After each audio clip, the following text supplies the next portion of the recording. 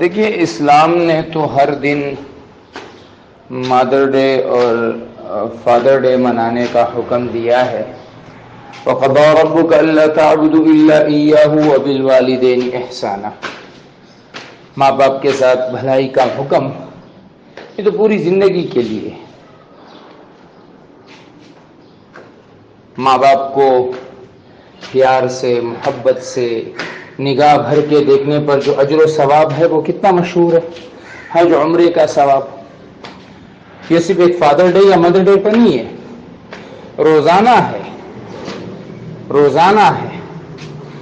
ایک صحابی حاضر ہوئے کہ یا رسول اللہ میری ماں کافر ہے، کیا کروں؟ فرمایا اچھا سلوک کرو.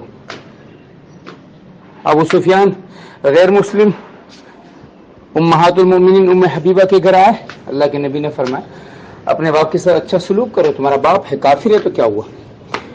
تو یہ تو کفر نے ہمیں انہی چکروں میں لگا دیا کہ میاں بیوی کے مابین محبت صرف ایک ہی دن ہوگی، اینیورسری کے دن ہوگی، ماں کے ساتھ محبت مدر ڈے پہ ہوگی، باپ کے ساتھ تعلق کا اظہار فادر ڈے پہ ہوگا.